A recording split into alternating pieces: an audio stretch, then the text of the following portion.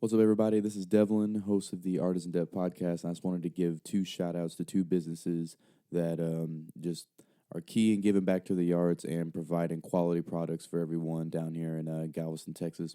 And it's going to be the Proletariat Gallery Public House down on 2221 Market Street, and Old Moon Deli and Pie, located right next door at 408 23rd Street. Proletariat Gallery is a collaborative exhibition space and local hangout that is mainly dedicated to enhancing the arts in Galveston, Texas. Not only is it an amazing art gallery, but it contains a beautiful bar containing a full range of craft beer, artisan wines, and locally roasted coffee drinks. They have a new artist exhibition every 6 weeks, debuted during Galveston's famous Art Walk that happens in downtown Galveston every 6 weeks. And it is also the home of our open mic poetry night by Coastal Soul Poetry, hosted by Emily Lopez, regular guest on the show. As y'all have seen, one of my regular co-hosts that we have all these wonderful poets on there. They're part of that scene. Be sure to subscribe and follow, stay up to date on their events, and check them out whenever you come to the island. Find them at Proletariat Gallery, website proletariatgallery.com, or info@proletariatgallery.com for the email. And that's spelled Proletariat. Be sure to check those guys out. Also, shout out to Old Moon Deli. It's the local Galveston restaurant for delicious deli sandwiches, salads, desserts, using locally sourced ingredients and house-made recipes. We team up with the farm market a lot. I say we because I work there. I'm also involved there. You know, they're fantastic. I love my job, love what I do.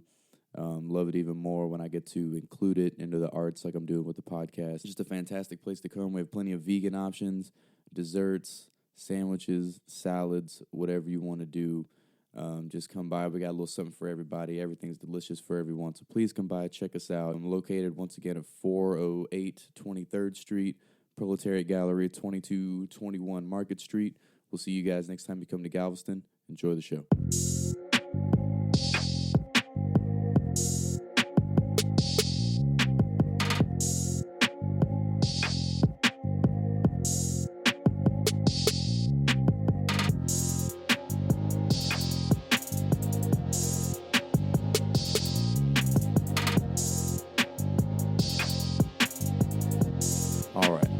Go in 3, 2, 1. Brought to you by the Percussive Slaps by Nick English. This is the Artisan Debt podcast. Welcome, everyone. We got two fantastic friends of mine in here this afternoon. First and foremost, a return to the show, Nick English. Hello. From episode 4 with Brandon Walker. Go check it out if you haven't yet.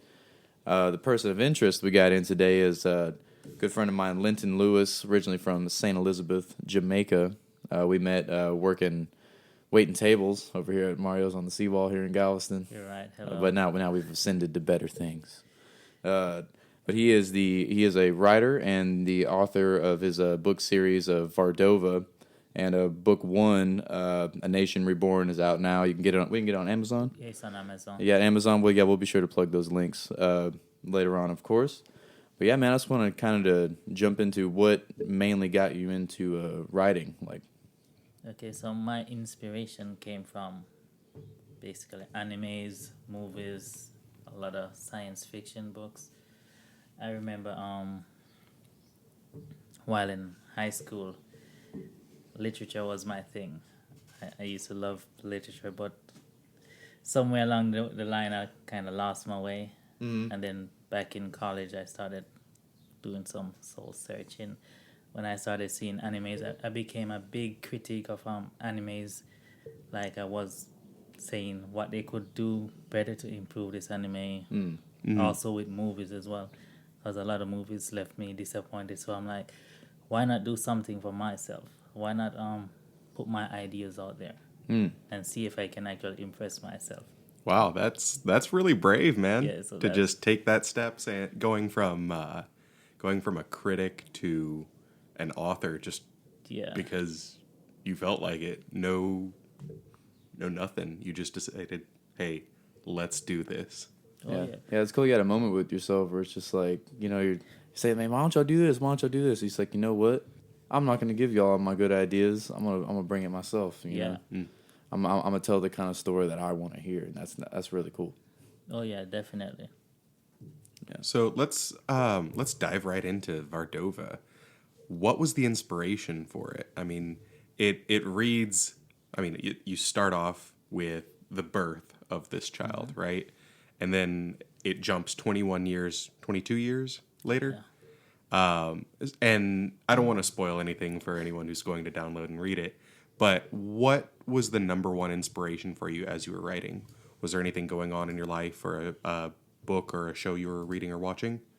I mean, I think it has to do with real life when you have different countries in our society today just conflicting for no reason at all. Like, you have, I don't want to say country's name.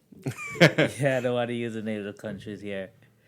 But it's all the conflicts that was going on, basically. And then you said, you asked me why I decided to do 21 years later. Mm-hmm. That was basically to get the audience of the book. That was actually to get their minds wondering what happened during that 21 years. And that's something I'm going to touch on in the later books. Okay. Like flashbacks, telling stories of other characters, which I indeed did in that first book. So yeah, that's why I decided to do 21 years later. Yeah, it's not entirely chronological, which is cool. That's a storytelling style that's really hard to capture. Keeps you thinking, wondering what went on these 21 years while past. Yeah, well, that's actually really cool. I really enjoy stories like that because it makes you have to think, and it leaves you on like kind of like a series of cliffhangers, you know. And it's like when it's done correctly, it's kind of like one of those like blueprints where it's like, I know what's going on, but then something happens that totally changes your perception of what's going on. Yeah, and you're like, oh, you know, because you like it's especially when it has like a constant flow to where it's not just like all over the place and random, to where it's like you can coherently see what's going on, but like the caliber of what you think is going on changes. Yeah. And it's a really cool, something I want to point out to everybody listening is that whenever, it's one of the first things I think we talked about at Mario's when we worked there was, you know, because, you know, of course, you know, when you work at a restaurant, you got serving homies, you know, there's in between times, so, you know, you sit there and chat, you know, by the drink machine or wherever. Yeah. And he was talking about, yeah, man, I wrote a book. And I was like, okay, you know, when someone says they wrote a book, you think, you know, they wrote, you know, just like something small. And he's like, yeah, it's like 200 pages, like 85,000 words. And I was like, okay, that's cool. I was like, damn. I was like, all right. And he's like, yeah, I did it on my tablet. And I was like, you did it on a tablet? And I was like, that's rad. That's super rad. That's like some super determination. Dedication, definitely. No excuses, y'all. Yeah, he's right. Yeah, definitely. You can get it done, man. And that's super cool. And I remember, is there any specific reason why you wanted to release it in two parts rather than all at once? Because I remember you had it all together and you're about to release it, then you're like, you know what? I think I'm just going to do two parts. Yeah, I felt I was going to do one long thing, but I felt like in today's days, people would rather have something shorter than something long. In my opinion, I think they would be more engaged and more excited to read something like in a set time frame. They wouldn't want to be tied down to one book for like 2-3 weeks going. Okay. That's why I decided. I felt that it was so you were getting too long. for more like a light novel, not something to sit down for hours and hours and hours at a time. Yeah, something short, something to the point. Yeah. Okay. I was trying to gauge more excitement from the audience, basically. That was my aim. That seems like, yeah. Oh, what were you going to say? Yeah, go for it. Okay. I'm really curious about Asgarn. Okay. I mean, that guy, he's obviously like messed up. He's evil, but he has some interesting motivations, I think. Do you want to talk about him at all? I can touch on Asgarn a little bit. Well, I was actually about to say before the characters, just for everybody listening, do you have like it's kind of a general, like just outline of just like, well, I mean, without giving away too many details, but, you know, just like a general outline of like what the story is about, you know, so before we get into characters, because if we don't know the general idea. That's fair. Yeah. I mean, it's basically, Vardova is like a nation divided with different races, which there has been a power struggle for years and years, but not one of those nations were able to like conquer all, because all of the realms, sorry, not nation, all the realms within the nations they have their own strengths.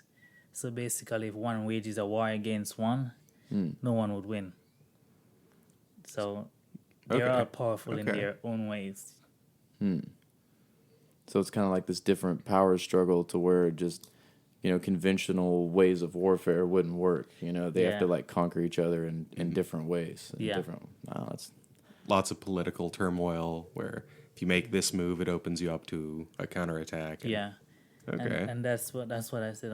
Like today's society was an inspiration because with all these nations don't have the nuclear power. I mean, no one wants to make a move. Nobody wants to do it. It happens behind closed doors, but I mean, it's not gonna happen because everyone has their own, as you'd say, trump card to play. Exactly. Well, and plus, back when they were first used, I guess we knew what the bomb could do, but at that time, I don't think we realized the magnitude of just the years long, like hundreds of years long of like that destruction will leave behind. They're only more powerful than they were when they first came out. So yeah, it's brutal, but that's actually really cool that your story's like that because it's unique in that way. That's not part of the conventional like, oh, it's some nations, they're at war, a bunch of people died, the end.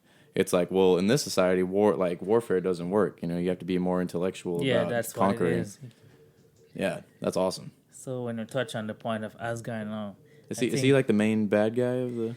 No, he's not really the main bad guy, but he's always had ambition that's superior to others. So when we touch on him, he's like, he uses intellect. He realizes that if he decides to wage war against another realm, he definitely wouldn't win. Yeah. So it leaves him to be like scheming and basically I would say investing.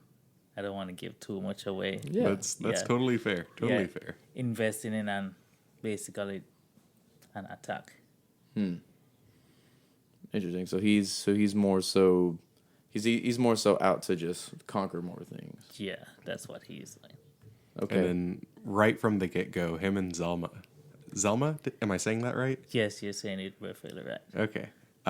They're just not getting along. Definitely, they're not. They don't see eye to eye, and then there's a big reason for that as well, and it's in the book too. And the more you read, the more you realize why Zelma and Asgard never got along or why they fell out, and where is it going to take them?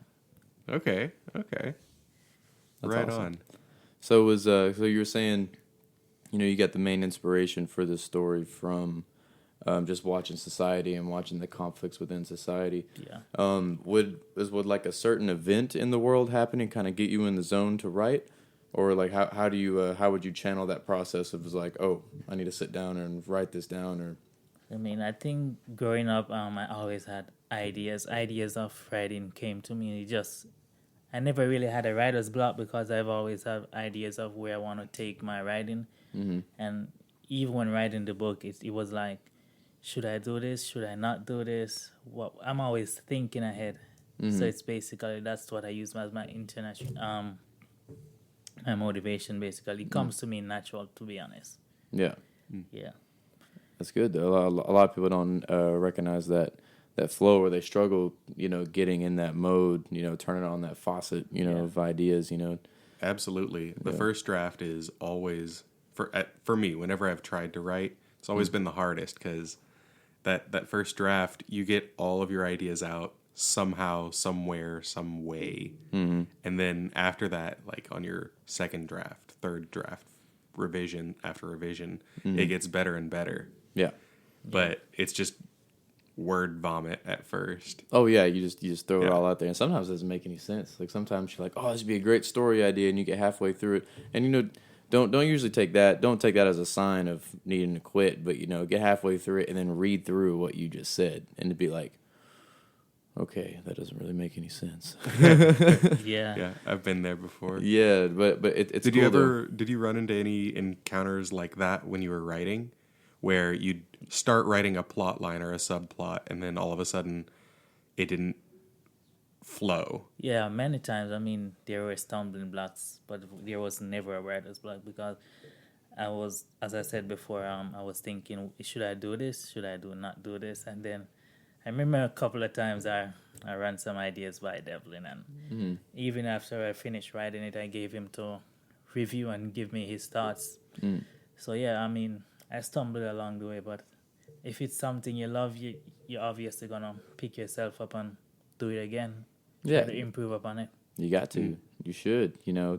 Honestly, tripping and falling and having that's how you learn how to not do that the next time. I think it's necessary. Definitely. And I think it's necessary to bounce it off everybody, just to say, hey, does this look good? What do you think about this? Just get different opinions because, then you can kind of gauge more, of what to say, especially if there's a general consensus of like, oh, yeah, this is good. You should stick with this. I think it's good to get peer reviews. Yeah. I mean, constructive criticism is always good. It only helps you improve, to be honest. Yeah, it's for the best, because there's a clear difference between just like outwardly like being a douche about it and then giving someone constructive criticism. Yeah. And, especially a lot of days in today's culture, people don't want to hear anything negative, even if someone's saying it in a positive light, like, hey, I'm trying to help you. But they say, you need to work on this. They take it and they're like, oh, I'm a failure. I suck. And it's like, dude, it's like, chill, I think it's okay to be told that you messed up. Yeah. Right. The whole reason that someone's giving you constructive criticism is because they don't want that failure to be something that you stumble over repeatedly. Yeah. Right. Constructive criticism is a sign that someone actually cares about your work. Yeah. And they want to see it be the best they can be. And, showing people your work, and if they're expecting them to say it's good all the time, well, that doesn't teach you anything. It doesn't show you what's there. I mean, like, it shows you that appreciation, but you can tell if someone's just like, even if they don't like it and they're like, yeah, it's good. Like, don't be afraid to tell your friends that what they did isn't good. Yeah. You're right about that one. There's nothing wrong with that. Like if you're because especially when someone's just like, all right, give me your honest opinion, and you give them your honest opinion, and they're mad that you said that you didn't like it, and it's like, well, what do you want? You want me to lie to you? No, okay, then I didn't lie to you. Exactly. It's one of those things because like like I said, because we have some friends out here in Galveston that are just like don't really care about art, like either way. You'd be like, how do you feel about this? And you're like, oh, I don't care about this. And it's like, all right, those people like that, don't ask them for constructive criticism. If they don't care, don't do that. Yeah. But if you really care about your art and you want to show it to someone that you care about and obviously cares about you, whether you're homies or it's your family or whatever, that's when it really matters. And that I think even more so if you're close to the artist, you should be open with them, and let them know. Yeah. Let them know how you feel about it and like where to work.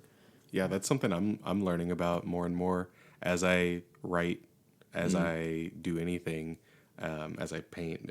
You don't know this about me yet, Linton, but I'm kind of, when it comes to artistic things, I'm a little bit spread out. Yeah. I do a little bit of everything, not so much focused on one thing. Okay, so you paint, you write. Okay. Draw. Not very good at drawing. That is definitely something I need some more constructive criticism on. That's not my strong point either. Well, that's okay. I like quoting this guy, Chuck Jones. Shout out Chuck Jones from Galveston, but not our Chuck Jones. Chuck Jones did a tattoo for me. I'm talking about the super OG Chuck Jones who did a lot of the animation and sound work for Looney Tunes. Who Chuck Jones tattoo artist was named after. That's what he told me. I do remember that. Chuck, I remember that. So what Chuck Jones says, he said that his art teacher told him, because he went to school like back in the what would that be if those cartoons came out then? He was probably going to school in like the 50s. Yeah. But his art teacher told him, you have 10,000 bad drawings that you need to get out. So 10,000. Well, meaning that is like, even if it's a bad drawing, it's fine because you're that much closer to like being good. So bad drawings are fine. You just got to keep drawing. Yeah. You got to keep going and going, because that's how you get better. You just got to keep getting in there and keep doing it. That's how you do it. You can't give up. Yeah. You cannot give up. You got to stay positive, and it's okay to take breaks. I say that all the time on the show. You're totally cool to take breaks. You don't let a break become a distraction. But, if you need to take a break for like 20 minutes, 30 minutes, an hour, and then come back to it because you're getting frustrated or you're stuck, please do. You know, that should be the best part, and that's why, you know, you don't wait till things are the last minute, you know, especially when it's something you love to do. You just make sure you give yourself enough time to do it, and, you know, take a break if you need to, come back to it. Speaking of hard lessons, I want to talk about some more of your characters in this book. Okay, go ahead. What is your favorite character and why? I would say my favorite character would be Blaze. Okay. Because I mean they came from, not trying to give too much away here. Again, they were like kids.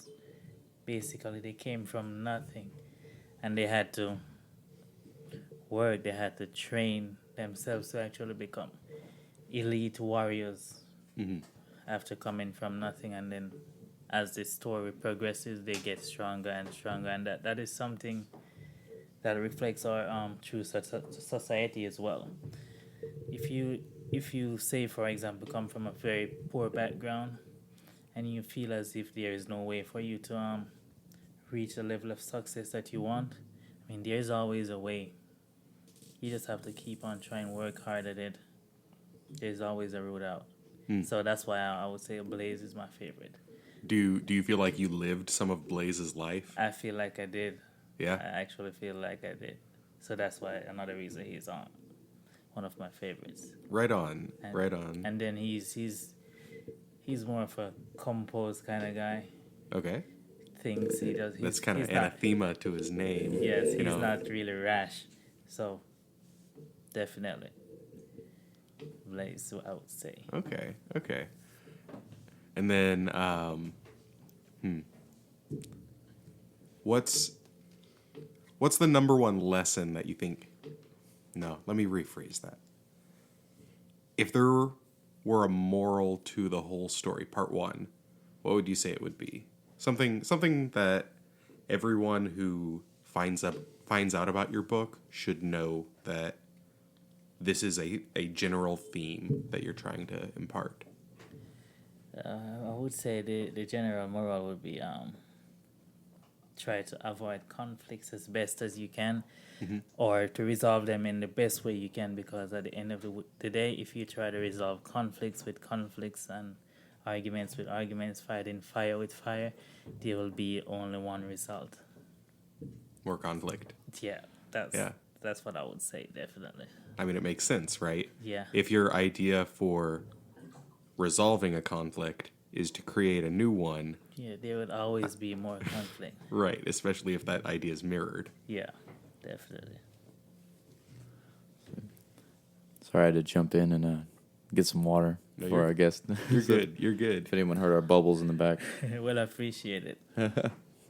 Just letting everybody know, if you hear some sounds in the background, it's totally okay. We are a very open environment here. Very ambient noise. Ooh, we're also, I forgot to give you a shout out, Stephanie. We're also accompanied by the wonderful girlfriend, Stephanie, over here. How you doing? Anything? Would you like some water as well? Oh, she got a beer. We're obviously slacking over here, guys. Yeah, we're slacking. We're drinking water. We're being the cool kids drinking water. Well, so like you mentioned, and it's actually really cool you mentioned this, about how you used to write when you were younger, and then it's something that kind of fell off, and then you came back to it. It did fell off. And it just came out of nowhere, though. You're like, oh, I used to write. Well, I can do this. Yeah. That's something I like to really stress to the listeners, is that it's even if you go on hiatus for a little bit, it's really good because you can come back and you know a lot more just from life experiences that you can bring to your craft. And there's something I'd like to ask all the guests that come on the show, for the listeners out there, is, because this podcast is for their benefit. It's for all our benefit as creators, and including them, most importantly, everyone listening. But is there anything you could say to maybe someone that quit writing, or they don't think their writing's good enough, or maybe, they're feeling discouraged on it? Is there something you could say from your own experience that it's, that could keep them motivated and be out and stay on their path, why they shouldn't quit? Yeah, I think there are a couple of things to stay on your path. I mean, as I said before, you want to surround yourself with positive people. you want to surround yourself with people that are willing to help you, willing to take you up when you fall, people to lean on. As we said earlier, that you want people to give you constructive criticism, tell you where you went wrong, tell you that, all right, this is good. You want people to be honest with you. So I'm saying, if you have some close families or friends, lean on them. Use them as your rock, your motivation. And that's one of the things I would encourage people to do. And never give up, no matter how hard it seems, no matter if you think you're right and it's crappy. It could sound crappy to you, but somebody else out there appreciates it. Mm-hmm. That's how the world always works. In the eyes of someone else, it's beauty. In the eyes of someone else, it's ugly. Exactly. That's fair. Yeah, that's always going to happen. Yeah, you can't force anybody to like what you do. Yeah, definitely. And I think what attracts people the most to what you do is your own love for it. And like the way you support it and the way you care about it. Yeah, you're right. Mm-hmm. Because that was something. I had some previous guests on the show. Shout out to Paisley and Big Cuz. They came through for I think it was episode 13 or 14. No, 13. Go check it out if y'all haven't checked it out yet. But what we talked about was how the fake it till you make it, and just cookie cutter copy and pasting what people do, how that doesn't work anymore. Or when it really shows when you're just doing it for the money or fame, and you're not doing it because you love it. Yeah. And that's starting to show more and more, especially because people unknowingly, even though it should be obvious, but put all their information online.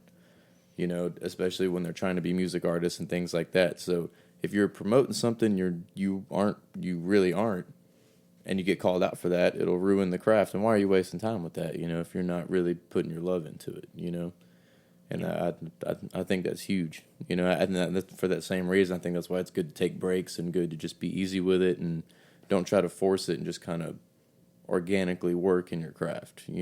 So just to take the stress out of it. Especially if you love it. Yeah. Mm-hmm. Because as you touch on the point of you saying loving it, I remember back in the same summer we worked at Mario's. I had another job over at Moody Gardens, and I'm like, I need to get this book out. That was my love for it, and jumping from job to job, I still found time between jobs to actually do some editing and writing as well. So I loved it too much, even though I was tired and I didn't have much time. I still found the time to do it. You make time to do it, and there's plenty of time too.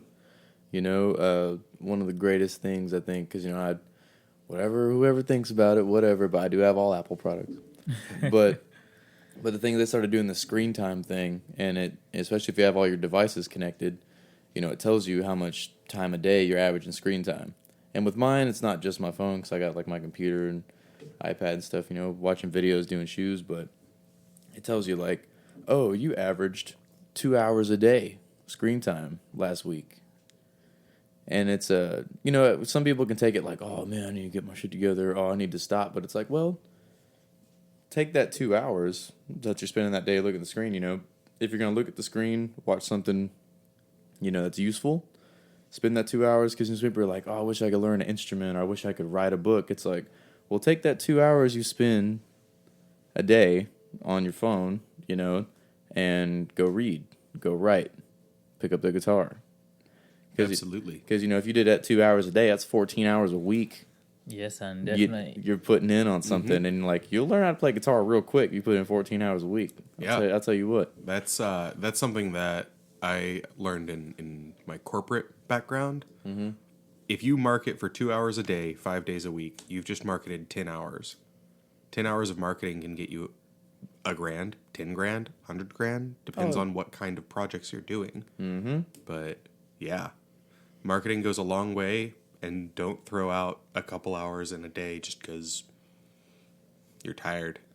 Exactly, because you can do a lot in a small amount of time. So, I'm sure that time you're finding in between your jobs, Linton, is just like, even if it's only 30 minutes. It definitely helped me meet my timeline that I wanted to. Yeah, because, if you're doing 30 minutes to an hour a day, that's like max 7 hours a week you're putting in on that. And you can do a lot in 7 hours. It adds up, trust me. Oh, yeah. Then, 4 weeks, you got 28, right? It's 28? Yeah. You got your math right. You're right, dude. But 28 hours a month on something, you learn how to do it so quick. Yeah. Like, and then what times that by 12? Mm-hmm. That's how many hours a year you put on that shit, you know? Right. You know, everybody, because people were like 10,000 hours, 10,000 hours. It's like, well, if you can do 1,000 hours a year on something, you could be a badass at something in 10 years. Yeah. If you put in 10,000 hours, you're supposed to be a master of it. Let's just break that down for a sec. What's 10,000 divided by 2? Everyone should know this. It's not a hard question. 7. Anyways, yes, 5,000 hours in 6 months. Yeah. That's less than 1,000 hours per month. Right? Mm-hmm. So... Yeah, if you break it down... I don't feel like doing that math. Thank you. So, yeah, 833 hours. Wait, per month? Really? Okay. Maybe that's not feasible in a year. But if you give it 2 years, 3 years. Yeah. A couple hours a day, easy. Well, and you should have a couple of years, you know, because you want other world experiences that you can bring and lessons you can bring to your craft, you know. Like there's something I like to say is use the whole cow, meaning like use every piece of it, you know, especially in like native tribes. That was a huge thing, you know. If we're going to kill it, we're going to use every single piece of it, even if it's only for like an art project after we take all the meat and everything. We're going to, you know, food, weapons, shelter, clothing, like make all kinds of stuff out of a dead animal, you know, like but jewelry. Jewelry, you can make everything, you know. Playgrounds for your kids. Oh, well, sometimes to keep the kids warm, they take the intestines out and set the baby in the intestines. I don't know if I knew Wait, is that a real thing? That's a real thing. Or is that just a Star Wars reference? No, it's not a Star Wars reference. It's like an actual like Star Wars took that from an actual thing, cutting open a dead animal and getting inside it to stay alive, to stay warm for a while. That's a real thing. That is some metal stuff if I've ever heard it. It's super metal thing, yeah. It's organic, not metal. Stephanie is the queen of puns. It's fantastic. She's fantastic. Well done. She should write a book. No, it's cool. She can make a pun out of anything. It's very exciting. That's cool. Yeah, but what I was getting to on that was that so basically your life is the cow. So that's what I'm trying to say. It's the animal, whatever it is. Buffalo, whatever it is. Every piece of that you can bring to some kind of use. And some of them have like multi-uses, you know, like restaurant industry, learning all the cleaning practices and everything, you can take that home and keep your house the same type of cleanliness. You know, things like that. You know, like you take those lessons, you can use them everywhere. Yeah. So I think it's even better to work on your craft over a longer period of time because, you know, kind of like a slow cook roast. If you duke that shit, you know, it might not be as tender as if you slow roast it, you know, like, or, you know what I mean? Yeah, I know what you mean. If you're looking for like a more tender, tasty, flavorful meat, you slow cook that shit. Right. Hey, Grandma, how long should I cook this turkey in the microwave? Yeah. She'll come over, hit you with the rolling pin. Don't burn it. Yeah, dude. Yeah, but going back to your book though, I think that's really cool that you stopped and you actually looked around, you know, like your friends and your family, and you shot it out to, hey, you know, check this out. Let me know what you think. Look at this, you know, and you kept going back and editing it, and you had that drive of, I don't want to release this until it's perfect, at least to my standards, you know, until it's a comfortable level that I want to release it. And definitely. I read it so many times before I actually released it, so many times. yeah. And every time I read it, I keep on finding something that I think I should change or edit. Mm-hmm. Yeah, so definitely. Yeah, I think that's brilliant, man. Absolutely. Yeah. So do you have like a projected time for part 2? Are you gonna make it a little longer than the first one? Or are you still kind of editing that half? I think part 2 is gonna be. I'm aiming for fall of this year. Cool. I haven't decided on the subtitle yet or a date, but definitely fall is what's in mind. All right. It's coming up quick. It's that fast. Yeah. The good thing is that it's already finished. It just needs a little bit of tweaking. Yeah. To be honest, yeah, it's already finished. It's already. Yeah. Well, I mean, hey, just because it's technically done doesn't mean it's like finished. You know, it's that's only one part, man. You got to go back and sand it, and clean it, That's paint the it. easy part. to finish to do the draft, but when you, as you said, to sand it, clean it, and all of that, that's the hard part. Exactly. If I say Absolutely. you got the house built, but now you got to do everything else. It's just the it's fully there. You But gotta You got furnish your it. framework. yeah, you got to furnish it. Exactly. You got to furnish that house. You got to paint it. You got to make sure it's great. So people walk in, they're like, "I'm gonna buy this house." You know what I mean? Definitely. Well, man, you got So where can we find your book online? It's only on exclusively on Amazon. Okay, like I forgot. I keep forgetting Amazon bought Kindle. So if you have a Kindle, or has Kindle always been the Amazon? Not sure. I just know they're together now. Yes, we know that is what exists. Yeah, but for everybody listening, you can find it Vardova Part 1, A Nation Reborn on Amazon Kindle. Let's look at Amazon.com. You can do a little subcategory and do books and just type it in. It should come right up. Be on the lookout for Part 2. Coming in this the fall, yeah, definitely. Coming this fall, absolutely. Do you have any social media at the moment, or are you just gonna wait to drop that for the book if you're gonna do it at all? I only have Snapchat at the moment. Oh, word. But definitely looking to go on another social media platform very soon. So Yeah, well, maybe even a website too. I would attach There you that go. soon. Love to help you design that, man. I'm pretty good with the multiple. I almost said the one of the brands, but I'm not paying anybody, so I'm not gonna say their names. But some of those, build your own websites. But I think that'd be really cool, man. It's a very I actually think your book is a very unique concept compared to a lot of other like fantasy fiction books. Yeah. And I think it'll do really well, and I'm promote the hell out of it. Yeah, I do Absolutely. appreciate that. And let me touch on the point of the websites as well. The website is actually a good idea, so that way I get to actually put some images out there of the characters, so people can actually see the characters while reading the book and say, "Oh, this is how they actually look. That's cool." So Yeah, if you have any concept art or rough draft on character design, that's a really cool way to get it out there. Yeah. We should link him up with TJ. Get TJ to draw some. TJ would be your guy. Dude, TJ, because I remember he showed me. So Linton showed me a picture of was it the guy with the big flame sword, like the big dude with the big flaming sword? Who was that? You showed me a picture of anime, and you're like, I wanted like this sword, and it's like this big flaming like dude. It's probably was Jakar. Yeah. Well, because TJ, this guy we play D&D with, he and I'll be on the lookout, listeners, for the D&D episode coming. Yeah, well, Nick doesn't know he's gonna be part of it, but we signed him up against his will, so he'd be all right. Oh no, I'm here against my will. Right? Not actually though, y'all. This is fun. Right. Yeah. Right. Yeah. We actually just hooked up a mic in his cage. He's actually across the room in a cage right now. Hang on. Let me claw. Oh yeah, there you go. Hey man, what I say about dragging your fingers on the bars? All right. All right, man. Yeah. But yeah, he's TJ is awesome. Like kind of like fantasy graphic artist. Like it's really cool, man. When we were playing our game the other night, bro, he drew his character and he's like, "That's what I look like," and we're like, "Oh shit!" And then Just really, like that, dude, he can whip it up, man. Like even if it's a rough, like it's a, I'll definitely introduce you to him sometime. I like to meet him. Yeah, totally. Because I'm sure he'd be down with that. He's down with anything like that. All right, you guys. Well, do you have any shout outs? You want to shout out anybody for the episode? Yeah, definitely.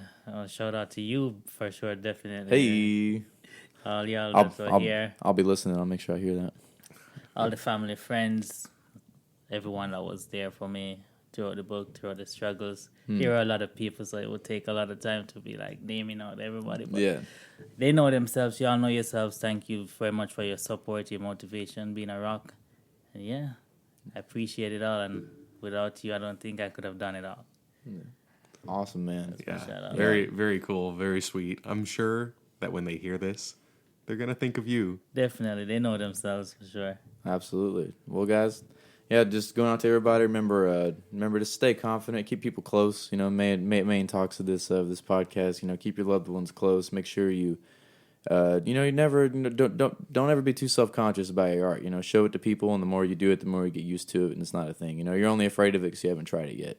Just go in there and get a real answer, and don't assume you're gonna fail. Just jump in the pool. If you start freaking out, grab on the edge. I don't know. Figure it out. All right, you guys. Well, Artisan Depth Podcast.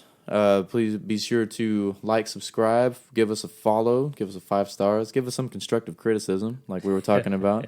I say that at the end of every episode. Please let me know what we're doing wrong if you think it's something wrong, and we will debate you in the comments. We'll take everything non-offensively, even if it is offensive, and we definitely want to hear from you, whatever it is. If there's some artists y'all want to hear, be sure to reach out to us on our social media at Artisan Dep. That's on most platforms. We have a Twitter, but I will be honest, I do not check it very often. So hit us up on Facebook. Yeah, Facebook or Twitter. If you are looking to follow any one of us in particular, I have a Facebook and a Twitter at English Nickel. Devlin, do you have a Twitter? I have a Twitter. I don't ever get on that thing. I made it in like 2009, like when Twitter was kind of new, and it's just been sitting there. Like I got on there and I was like sharing some stuff, but I never got into it. I don't know. I'm more of like I like putting my content out there, like art and stuff. I'm not really one to just sit there and read through people's stuff very much. So unless it's stuff I'm really interested in, but that's why I like Instagram, so I can look at people's art. I like seeing, like, I follow a lot of artists. What's your Instagram? My Instagram is at D Mahaney Art. Try to spell it right, and I'll send you $1 on Venmo. No, $1. No, it's a DMAHANAYART. You can find everything there. Be sure to check us out at Artisan Dep. Be on the lookout for Vardova Part 2 this fall, and Nick. And be on the lookout for Linton's upcoming social media. Definitely. Yeah. It's in the works, and we'll definitely be sure to drop a link to your book and everything on there. So be on the lookout. Drop in the bio of this episode, and we'll have the link to Linton's book. Please support. Please send a purchase. These artists out here need to be heard for their fantastic creations, and please let us know. Of course, again, with the constructive criticism, get us out there, so we can continue making the best things we can. All right, Nick, Linton, appreciate y'all. All right. Thank you for having me. Fun. All right. We are out. You've been listening to the Artisan Dep podcast, motivating creative minds through artistic exploration. If you like what you're hearing, please be sure to give us a rating or a positive review. And if you'd like to get in touch with us, you can email us at vonpatrickarts@gmail.com. That is VONPATRICK@gmail.com. Thank you very much, and we look forward to talking to you.